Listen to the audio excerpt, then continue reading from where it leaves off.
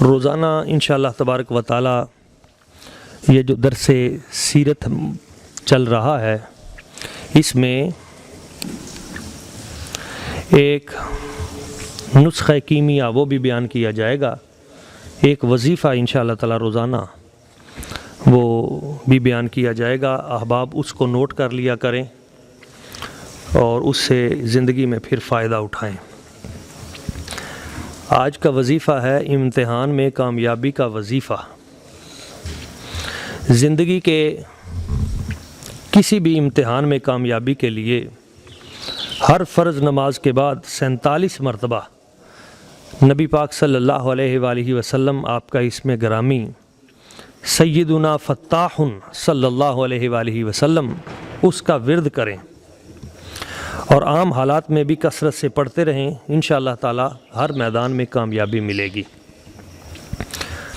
یعنی اگر آپ چاہتے ہیں کہ کامیابی ملے تو روزانہ ہر فرض نماز کے بعد 47 مرتبہ یا فتاح یا سیدنا فتاح اس کا ورد کرتے رہیں 47 مرتبہ، انشاءاللہ تعالی کامیابی ملے گی۔ معزز احباب، نبی پاک صلی اللہ علیہ وآلہ وسلم حضور کی سیرت طیبہ کے حوالے سے گفتگو ہو رہی تھی۔ آپ علیہ السلام حضور کے دادا جان حضرت سیدنا عبد المطلب رضی اللہ تعالیٰ عنہ، آپ کا لقب تھا مطعم الطیر، پرندوں کو کھانا کھلانے والے، چونکہ یہ پورا گھرانہ ہی سخیوں کا گھرانہ ہے اور نبی پاک صلی اللہ علیہ وآلہ وسلم کے آباء و اجداد انہیں خاص طور پہ وراثت میں جو چیز ملی وہ سخاوت ہے۔ تو آپ علیہ السلام کے دادا جان بڑے سخی تھے اور درندوں کے لیے جنگلوں میں وہ کھانے کا اہتمام کرتے تھے، پرندوں کے لیے پہاڑیوں کی چوٹیوں کے اوپر غذا رکھ کے آتے تھے۔ اور آپ جانتے ہیں کہ یہ جو غار حرا جس میں نبی پاک صلی اللہ علیہ وآلہ وسلم عبادت کے لیے جایا کرتے تھے، اور اسی پہاڑ میں اسی غار میں پہلی وحی نازل ہوئی تھی، اس غار میں نبی پاک صلی اللہ علیہ وآلہ وسلم کے دادا جان حضرت سیدنا عبد المطلب رضی اللہ تعالیٰ عنہ آپ پہلے جایا کرتے تھے اور کچھ کھانا لے جاتے تھے، اور رمضان المبارک میں آپ خاص طور پہ پرندوں کو، درندوں کو اور لوگوں کو بہت زیادہ کثرت کے ساتھ ان کو کھانے پینے کے لیے چیزیں دیا کرتے تھے۔ اور رمضان المبارک میں حضرت سیدنا عبد المطلب رضی اللہ تعالیٰ عنہ خصوصی طور پہ غار حرا میں قیام کیا کرتے تھے اور کئی دن وہاں پہ عبادت کرتے تھے۔ تو پھر حضرت سیدنا عبد المطلب رضی اللہ تعالیٰ عنہ کی وہ عبادت و ریاضت وہ آگے نبی پاک صلی اللہ علیہ وآلہ وسلم حضور کی ذات ببرکات آپ نے بھی وہیں پہ جا کے ڈیرا لگایا اور پہلی وحی بھی وہیں پہ نازل ہوئی۔ تو اس کا مطلب یہ ہوا کہ یہ جو نورانی وجود ہوتے ہیں ان کے پیچھے بھی عبادت و ریاضت ہوتی ہے۔ اللہ تعالیٰ کی ذات برکات پھر نسلوں میں برکتیں عطا فرما دیتا ہے۔ یہ جو آب زمزم کا کنواں تھا یہ بند ہو گیا تھا اور کئی 100 سال سے یہ بند پڑا تھا، اس کا نام و نشان بھی لوگ بھول گئے تھے، اور یہی ایک کنواں تھا جس سے مکہ کی آبادی کو پانی میسر تھا۔ تو ویسے لوگ پھر بڑے پریشان ہوتے تھے پانی کے لیے، اور میٹھا پانی وہ اسی کنویں کا تھا۔ تو زمزم کا کنواں جب بند ہو گیا، کئی 100 سال گزر گئے، یہاں پہ لڑائی ہوئی اور لوگ پھر چلے گئے، تو بنو جرم کا وہ قبیلہ جاتے ہوئے اس کنویں کو بھی چھپا گیا۔ تو ایک دن حضرت سیدنا عبد المطلب صحن حرم میں آرام کر رہے تھے تو خواب میں آپ کو اشارہ ہوا کہ آپ زمزم کا کنواں جو ہے وہ دوبارہ اوپن کریں۔ تو پتہ نہ چلا، دوسری مرتبہ خواب آیا، مختلف نام آئے، تیسری مرتبہ حکم ہوا کہ جس جگہ پہ کوا اپنی چونچ مارے گا اس جگہ پہ کنواں ہے۔ تو آپ نے صبح دیکھا تو ایک خاص مقام پہ کوا چونچ مار رہا تھا، تو آپ نے قریش کے لوگوں کو کہا کہ اس جگہ پہ آب زمزم ہے جو ہمارے جد امجد حضرت سیدنا اسماعیل علیہ السلام ان کی ایڑیوں سے جو چشمہ جاری ہوا تھا میٹھے پانی کا، شفا والا پانی، تو میرے ساتھ مل کے کام کرو۔ تو کسی نے آپ کا ساتھ نہ دیا اور آپ اپنے ایک بیٹے کے ساتھ کام کرتے رہے، اور اس وقت آپ نے منت مانی کہ الہی اگر تو مجھے 10 بیٹے عطا کرے تو ان میں سے ایک بیٹا تیرے رستے میں قربان کروں گا۔ تو جیسے ہی وہ کھودتے گئے تو آخر کار نیچے سے آب زمزم وہ ظاہر ہو گیا، اور وہ کنواں پھر جاری ہے، اور آج تک اس کا پانی جاری ہے اور وہ شفائیں دیتا ہے۔ اور آپ علیہ الصلوۃ والسلام کا فرمان ہے ماء زمزم لما شرب لہ، زمزم کا پانی جس نیت سے پیو گے تو تمہیں وہی برکت حاصل ہوگی۔ اللہ تعالیٰ نے آپ کو اولاد بھی عطا کی۔ حضرت سیدنا عبد المطلب کے 10 بیٹے ہوئے، جوان ہوئے، حسین و جمیل۔ تو آپ کو وہ اپنی منت یاد آ گئی کہ میں نے ایک بیٹا اللہ تعالیٰ کے راستے میں قربان کرنا ہے۔ تو پھر قرعہ اندازی کی گئی، اور جب قرعہ فال نکلا تو وہ حضرت جناب سیدنا عبداللہ پاک کے نام نکلا۔ اور حضرت عبداللہ رضی اللہ تعالیٰ عنہ یہ وہی ہستی ہیں جن کی اولاد میں پھر نبی پاک تشریف فرما ہوئے، حضور نبی پاک صلی اللہ علیہ وسلم۔ تو حضرت عبداللہ رضی اللہ تعالیٰ عنہ جب آپ کے نام قرعہ نکلا تو سارے بھائی مل کے کہنے لگے ابا جی آپ ہم میں سے کسی ایک کو قربان کر دیں، اور یہ ہم میں سب سے زیادہ حسین و جمیل اور سب سے زیادہ شرم و حیا اور تقوی و ورع کے پیکر ہیں، تو آپ ان کو کچھ نہ کہیں۔ تو انہوں نے کہا جی میں کسی اور کے ساتھ کیسے، میں نے تو جو منت مانی تھی تو قرعے میں نام ہی ان کا نکلا ہے۔ تو عرب کے بڑے بڑے اکابر لوگ آ گئے کہ یہ آپ ایسا نہ کریں، یہ ایک رسم شروع ہو جائے گی اور پھر لوگ اپنے بچوں کو ذبح کریں گے، آپ مہربانی فرمائیں، نظر ثانی کریں۔ تو ایسے کرتے ہیں کہ حجاز میں طائف کے علاقے میں ایک بہت ماہر کاہنہ ہے، تو ہم اس کے پاس جاتے ہیں، تو جو وہ فیصلہ کرے گی ہم اس سے فیصلہ کروا لیتے ہیں۔ آپ نے ان کی بات کو آپ نے سن لیا اور پھر مان لیا، اور پھر آپ وہاں تشریف لے گئے۔ تو اس نے کہا کہ قربانی کا یہ مطلب نہیں ہے کہ آپ حضرت عبداللہ کو قربان کریں، آپ یوں کریں، ایک طرف 10 اونٹ رکھیں اور ایک طرف حضرت عبداللہ کا نام رکھیں، اور پھر قرعہ اندازی کریں۔ اگر حضرت عبداللہ کا نام پھر نکل آئے تو پھر 20 اونٹ کر دیں، ایک طرف 20 اونٹ کر دیں، ایک طرف حضرت عبداللہ کا نام کر دیں، پھر قرعہ اندازی کریں کہ کس کا نام نکلتا ہے۔ اگر پھر حضرت عبداللہ کا نام نکل آئے تو ایک طرف 30 کر دیں، پھر حضرت عبداللہ کا نام نکلتا ہے تو اونٹ بڑھا دیں، 40 کر دیں۔ تو اس طرح چلتے جائیں، جہاں پہ جا کے حضرت عبداللہ کی بجائے اونٹوں کا نام نکل آئے تو اتنے اونٹ تم اللہ تعالیٰ کے راستے میں قربان کر دو۔ تو جب قرعہ اندازی شروع کی گئی تو 10 پہ، 20 پہ، 30 پہ، 40، 50 پہ بھی اونٹوں کا نام ہی نکلا، حتیٰ کہ جب حضرت عبداللہ کا نام ہی نکلا، حتیٰ کہ جب 100 اونٹ ہوئے تو 100 اونٹ جب ایک طرف رکھے اور ایک طرف حضرت عبداللہ کا نام، تو اس وقت اونٹوں کے نام قرعہ فال نکلا۔ تو حضرت عبد المطلب رضی اللہ تعالیٰ عنہ کا ایمان و یقین اتنا تھا، آپ نے فرمایا نہیں میں اس طرح تسلیم نہیں کروں گا، 3 مرتبہ قرعہ اندازی کی جائے، اگر تینوں مرتبہ قرعہ اندازی میں حضرت عبداللہ کی بجائے 100 اونٹ نکلے تو پھر میں قبول کروں گا۔ تو 3 مرتبہ قرعہ اندازی کی گئی اور تینوں مرتبہ حضرت جناب عبداللہ رضی اللہ تعالیٰ عنہ کی بجائے 100 اونٹ نکلے۔ تو پھر وہ 100 اونٹ حضرت جناب سیدنا عبداللہ رضی اللہ تعالیٰ عنہ کی جان کے فدیہ کے طور پہ قربان کیے گئے۔ یہ یاد رکھیں کہ عرب میں حضرت عبداللہ رضی اللہ تعالیٰ عنہ کی اس قربانی سے پہلے انسانی جان کی ویلیو، انسانی جان کی جو قیمت تھی وہ 10 اونٹ تھی۔ اگر کوئی قتل کرتا تھا تو کہتے تھے کہ تم اس کے جان کا فدیہ ادا کرو، خون بہا ادا کرو، تو وہ اگلا 10 اونٹ دے دیتا تھا تو معاملہ طے ہو جاتا تھا۔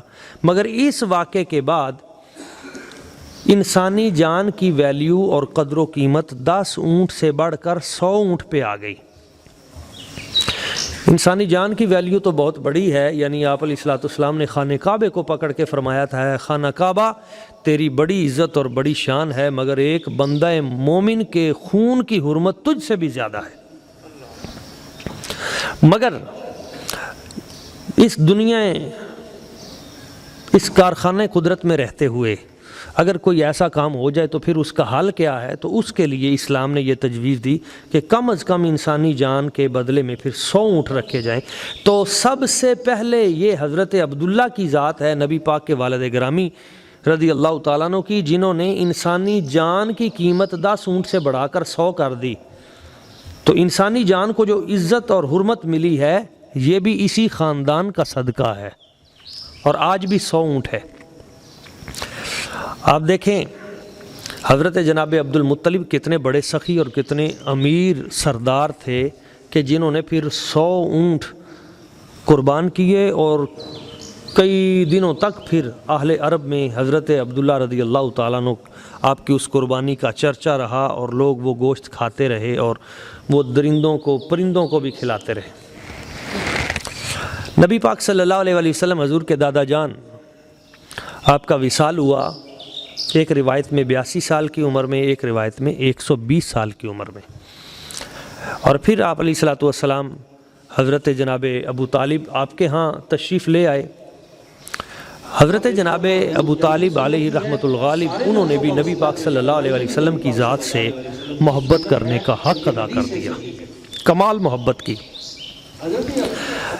یعنی آپ اس سے اندازہ لگائیں کہ حضرت جناب ابو طالب آپ نبی پاک صلی اللہ علیہ وسلم آپ کی بارگاہ میں کھانا پہلے پیش کرتے تھے، اور آپ کی گھر والی حضرت فاطمہ بنت اسد رضی اللہ تعالی عنہ، جن کا جنازہ بھی نبی پاک صلی اللہ علیہ وسلم کی ذات ببرکات نے پڑھایا تھا، وہ حضور سے اپنے بچوں سے بڑھ کر پیار کرتی تھی۔ یعنی مولا علی شیر خدا ان کے بیٹے ہیں، اور ان سے بڑھ کر حضور نبی پاک کی ذات ببرکات سے محبت فرماتی تھیں۔ اور نبی پاک صلی اللہ علیہ وسلم آپ نے بھی اس کا تذکرہ کیا، ان کے جنازے کے موقع پہ حضور نے جو بیان دیا تھا تو اس میں یہ فرمایا تھا کہ یہ میری ماں ہے، میری ماں کے بعد ماں ہے، یہ خود پرانے کپڑے پہنتی تھی، مجھے نئے کپڑے پہناتی تھیں، یہ خود بھوکی رہ لیتی تھیں مگر مجھے کھانا اچھا کھلاتی تھیں۔ یا اللہ انہوں نے میری اتنی خدمت کی، حضرت فاطمہ بنت اسد کی مغفرت فرما اور ان کی قبر کو کشادہ کر دے۔ تو اس موقع پہ آپ علیہ الصلوۃ والسلام نے اپنا وسیلہ بھی پیش کیا اور سارے نبیوں کا وسیلہ بھی پیش کیا۔ تو حضور کا وسیلہ پیش کرنا حضور کی اپنی سنت بھی ہے، سارے نبیوں کا وسیلہ پیش کرنا یہ بھی نبی پاک صلی اللہ علیہ وسلم کی سنت ہے، اور یہ حدیث سے صحیح ہے۔ حضرت ابو طالب جو تھے وہ نبی پاک صلی اللہ علیہ وسلم سے بے پناہ محبت کرتے تھے اور حضور کے ساتھ رہتے تھے۔ ایک مرتبہ ایک میلہ لگتا تھا عرب میں، سوق المجاز کے نام سے اسے یاد کیا جاتا ہے، ایک عکاظ کا میلہ ہے، مجاز کا ہے، ذوالمجنہ کا ہے، کچھ میلے لگتے تھے۔ ان میلے پہ پوری دنیا سے لوگ آتے تھے، وہاں تجارت ہوتی تھی، وہاں شاعری ہوتی تھی، وہاں حکمت کی باتیں ہوتی تھیں، وہاں بڑے بڑے خطیب اپنی تقریریں کرتے تھے۔ تو نبی پاک صلی اللہ علیہ وسلم بھی اس میلے میں جایا کرتے تھے، وہاں پہ وہ سارے کام ہوتے تھے، یہ گھوڑ سواری اور جیسے آج کل میچ ہوتے ہیں تو اس دور کے اندر تلوار، شمشیر زنی، تیر اندازی، اور تو نبی پاک صلی اللہ علیہ وسلم اس عظیم بہت بڑے مجمع سے کیا فائدہ اٹھاتے تھے؟ حضور ان میں چلے جاتے اور رب کی وحدانیت بیان کرتے۔ اس کا مطلب یہ ہوا کہ دنیا کی کسی بھی قوم اور کسی بھی میدان میں اگر آپ جائیں اور آپ کے جانے کا مقصد یہ ہو کہ میں اللہ تبارک و تعالیٰ کی توحید اور نبی پاک کی رسالت کا کام کروں، تو یہ بھی نبی پاک کی سنت ہے۔ حکمت سے اس طرح جائیں، وہ نہ ہو کہ آپ بھی ان کا حصہ بن جائیں، ایسے نہ ہو، پہلے خود تیاری کریں، خود محنت کریں اور پورا دین حاصل کریں، علم دین، پھر اس کے بعد جائیں۔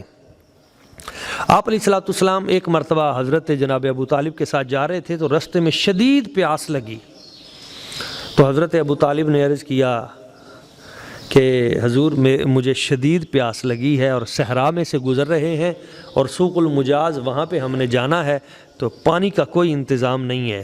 تو آپ علیہ الصلوۃ والسلام نے اپنی ایڑی زمین پہ ماری، تو جس جگہ پہ آپ کی ایڑی لگی وہاں سے ٹھنڈے پانی کا چشمہ جاری ہو گیا، تو آپ علیہ الصلوۃ والسلام نے وہ اپنے چاچا جان کو پلایا۔ ایک بڑا خوبصورت واقعہ سیرت کی سینکڑوں کتابوں میں ہمیں ملتا ہے، بہت سی کتابوں میں ہمیں ملتا ہے۔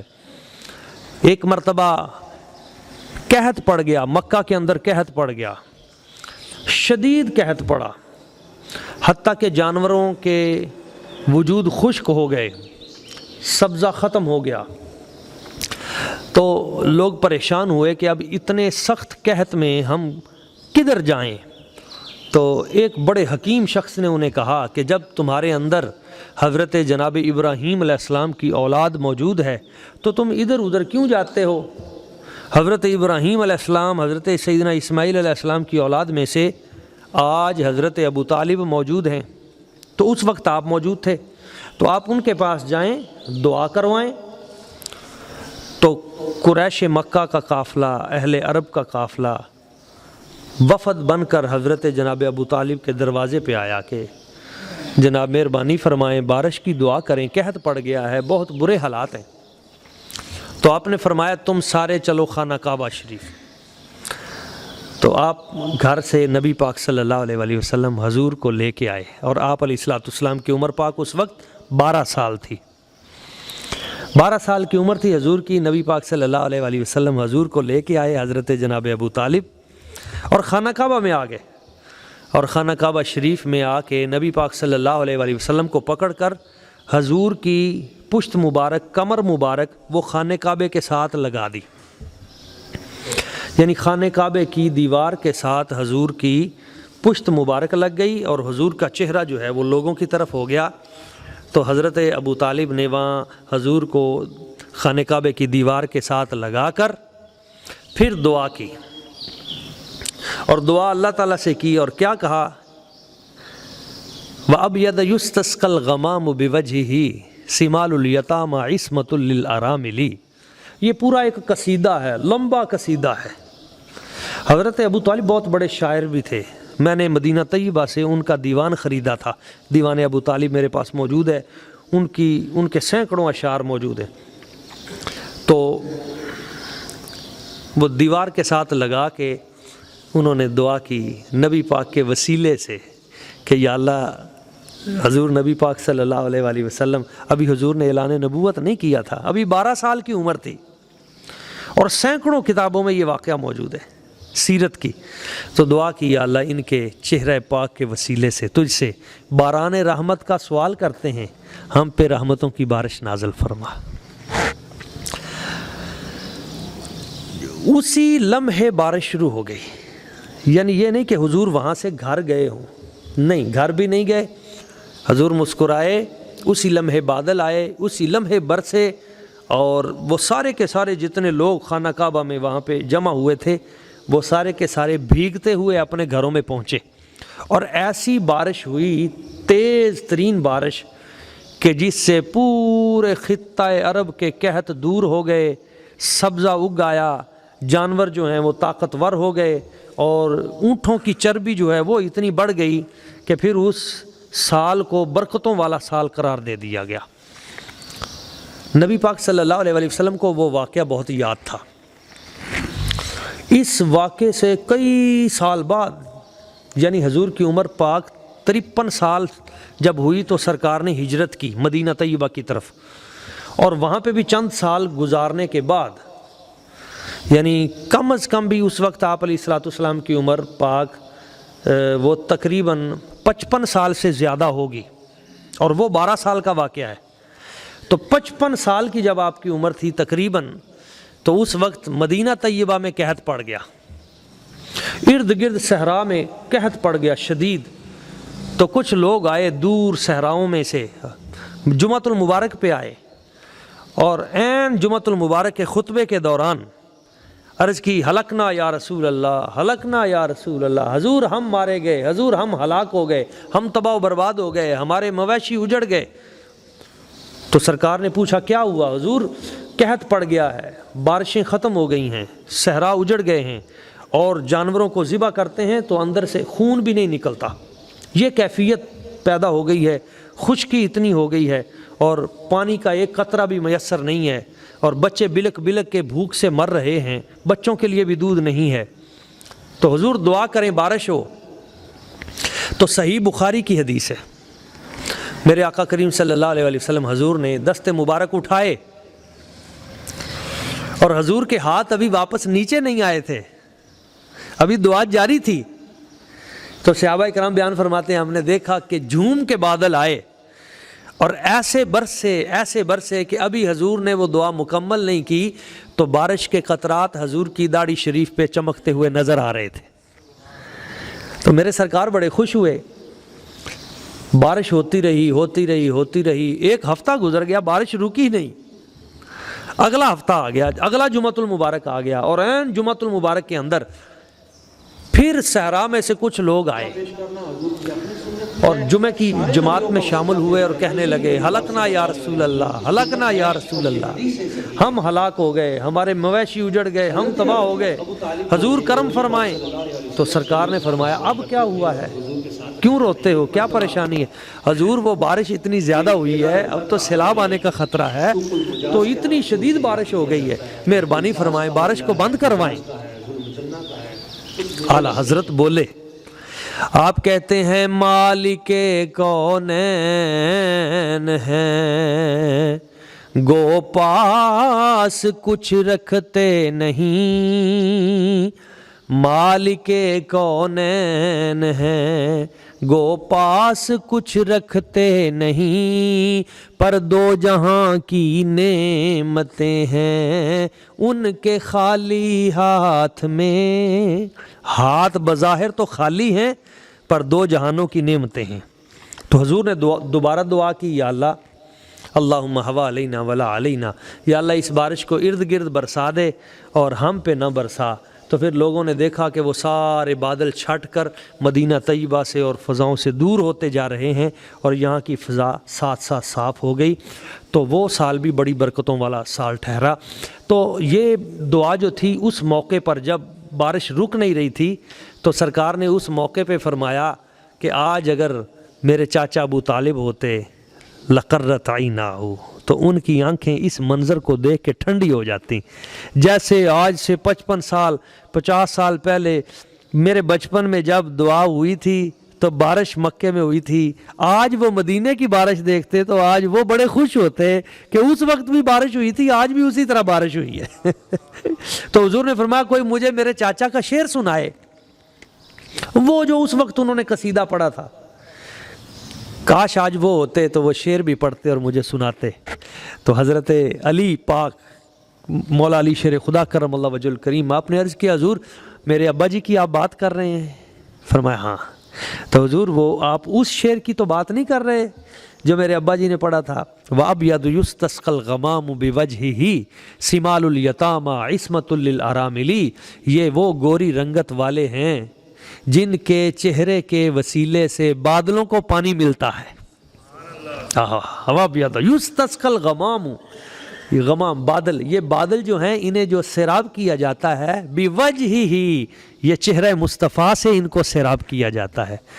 سمال الیتامى عصمۃ للارامل، یہ یتیموں کی پناہ گاہ ہیں اور بیواؤں کے نگہبان ہیں۔ یلوذ بہ الحلاق من آل ہاشم، اور جو آل ہاشم ہے بنی ہاشم، جب بھی ان کا کوئی شخص پریشان ہوتا ہے، دکھی ہوتا ہے، کوئی غم زدہ، تو اسے ادھر ادھر جانے کی ضرورت نہیں ہوتی، وہ مصطفیٰ کی بارگاہ میں حاضر ہو جاتا ہے، حضور کرم نوازی فرماتے ہیں، اس کی مشکلیں حل فرما دیتے ہیں۔ یہ بڑا طویل قصیدہ ہے، میرے پاس موجود ہے۔ تو میں عرض کر رہا تھا کہ یہ حضرت ابو طالب کو نبی پاک صلی اللہ علیہ وسلم نے اس موقع پہ یاد کیا، اور پھر نبی پاک صلی اللہ علیہ وسلم کے ساتھ حضرت جناب ابو طالب کا سفر سیرت کی تمام کتابوں میں موجود ہے۔ یہ 12 سے بعد مورخین نے 12 سال عمر بتائی ہے، بعد نے 13 سال عمر بتائی ہے، چونکہ آپ تاجر تھے بہت بڑے جناب ابو طالب علیہ رحمۃ الغالب، تو انہوں نے کہا کہ میں تجارت کے لیے جا رہا ہوں ملک شام میں، تو اے میرے بھتیجے تم یہاں مکہ میں رہنا۔ تو جب آپ سواری پر بیٹھے، اونٹ پر بیٹھے، حضرت ابو طالب جانے لگے، تو نبی پاک صلی اللہ علیہ وسلم حضور لپٹ گئے، اور لپٹ کر حضور نے ایک جملہ کہا، لا ابن لی ولا امی،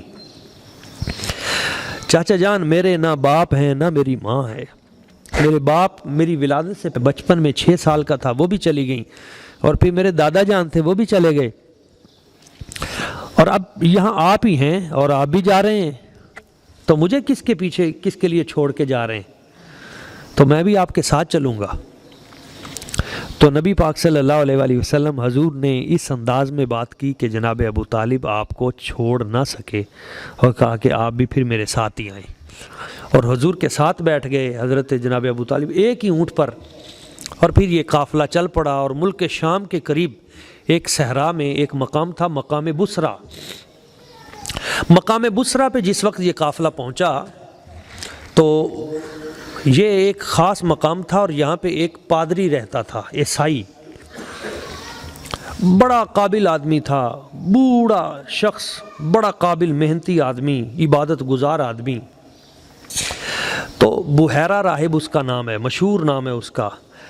امام ابن کثیر کہتے ہیں اس کا نام بحیرہ نہیں بحیرہ ہے، مگر اردو میں عمومی طور پہ ہمارے اردو دان طبقہ وہ اسے بحیرہ پڑھتے ہیں، تو میں آسانی کے لیے بحیرہ ہی کہہ دیتا ہوں تاکہ سب کو سمجھ آ جائے۔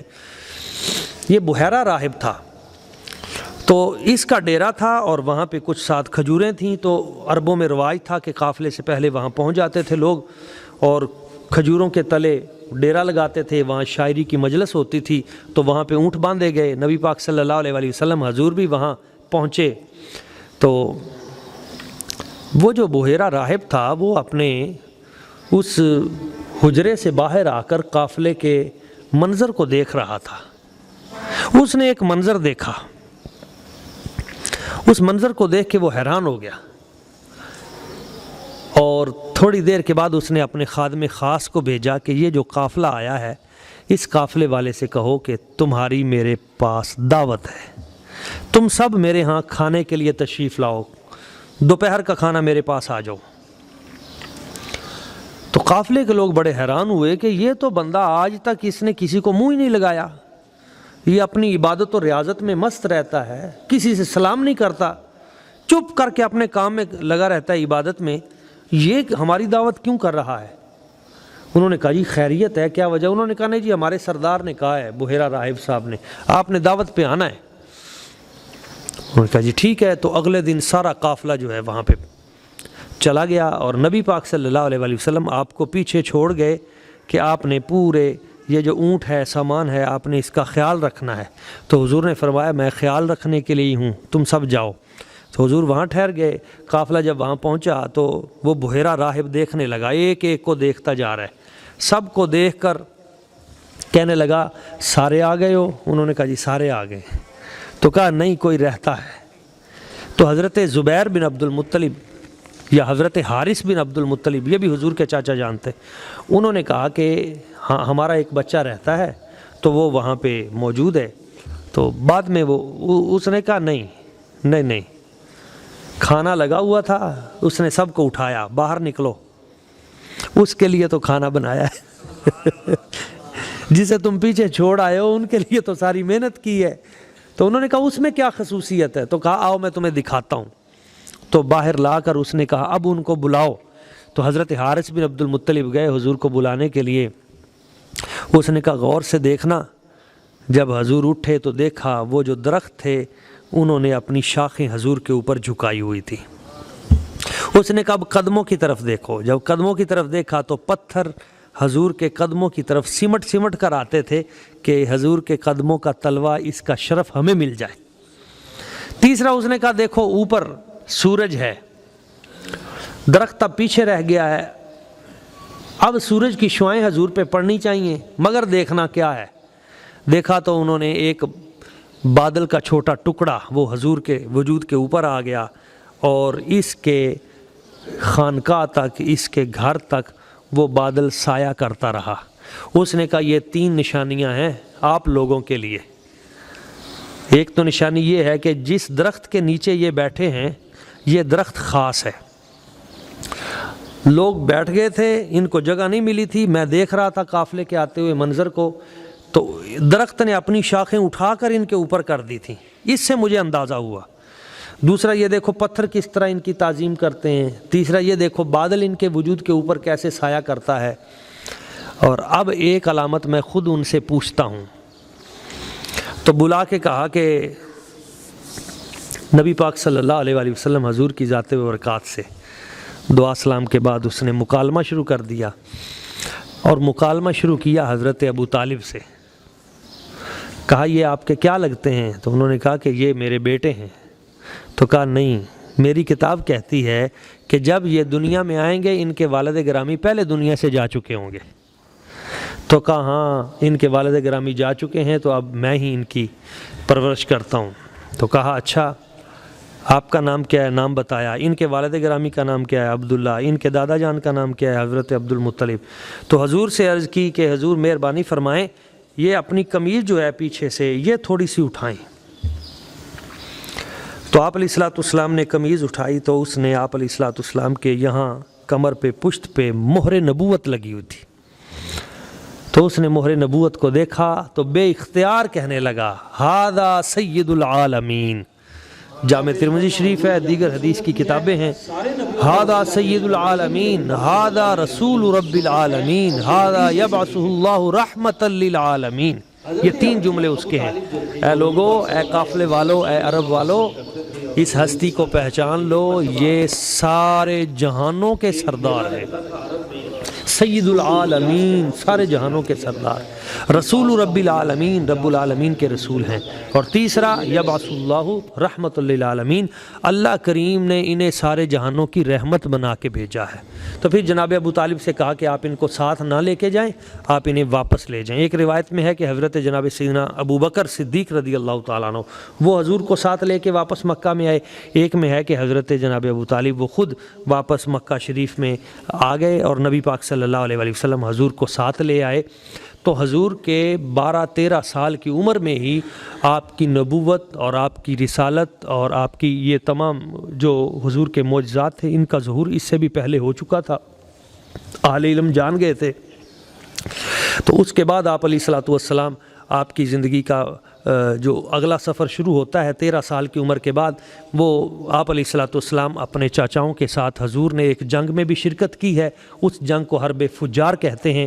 وہ اگرچہ اسلام کی جنگ نہیں تھی، وہ برادری بیس پہ جنگ تھی، تو قافلوں کی جنگ تھی۔ تو ایک طرف دوسرے قبیلے کے لوگ تھے، ایک طرف قبیلہ قریش کے تھے، تو آپ ان کے ساتھ تھے۔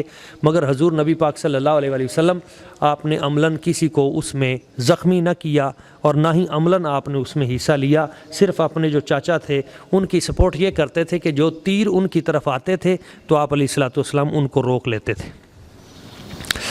حرب فجار کے بعد ایک واقعہ پیش آیا حلف الفضول کا، اس پہ میں اپنی گفتگو سمیٹتا ہوں۔ ایک شخص تاجر مکہ میں آیا، مکہ میں ایک شخص آیا اور وہ اپنی بیٹی کو ساتھ لے آیا۔ تو چونکہ یہ جاہلیت کا دور تھا، ابھی وحی کی کرنیں زمین پہ نہیں اتری تھیں، ان کو شعور نہیں تھا، تو جس کی لاٹھی اس کی بھینس، جنگ شروع ہوتی تھی، چھوٹی چھوٹی بات پہ مرنے مارنے کے لیے لوگ تیار ہو جاتے تھے۔ تو وہ اپنی بیٹی کو لے کے آیا تو تجارت کے لیے، تو ایک یہاں کے ایک تاجر نے اس کی بیٹی کو دیکھا تو اسے اغوا کر لیا اور اغوا کر کے اسے اپنے گھر لے گیا۔ تو وہ چیخنے لگا اور پہاڑی پہ چیخ کر اس نے پکارا کہ کون ہے جو میری عزت کو بچائے اور میری بیٹی جو ہے اس کو فلاں شخص اغوا کر کے لے گیا ہے۔ تو آپ علیہ الصلوۃ والسلام کے کانوں میں یہ بات پڑی تو اس وقت حضور نبی پاک صلی اللہ علیہ وسلم آپ کی عمر پاک یہی کوئی 20 سال کے لگ بھگ، تو آپ نے تمام مکے کے نوجوانوں کو اکٹھا کیا اور حضور علیہ الصلوۃ والسلام نے اس شخص کے گھر کا گھیراؤ کر لیا۔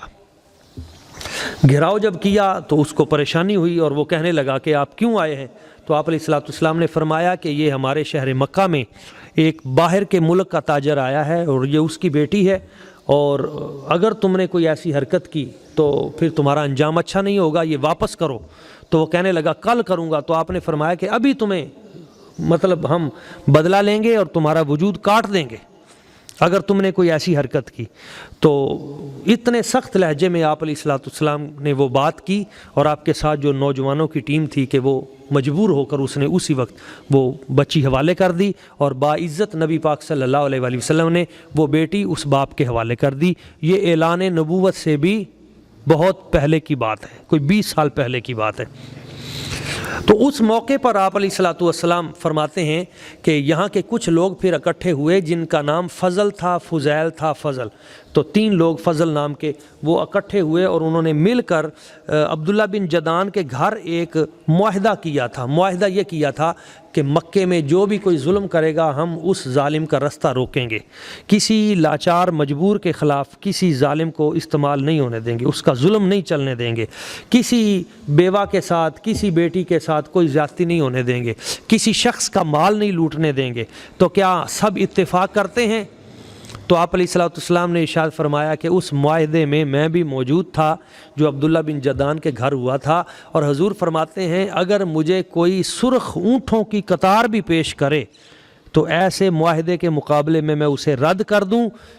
وہ معاہدہ جو لوگوں کی فلاح کے لیے ہو، لوگوں کی بہبود کے لیے ہو، لوگوں کی آسانی کے لیے ہو اور معاشرے کی خیر کے لیے ہو، آپ علیہ الصلوۃ والسلام نے فرمایا میں سب سے پہلے اس میں شریک ہوں گا۔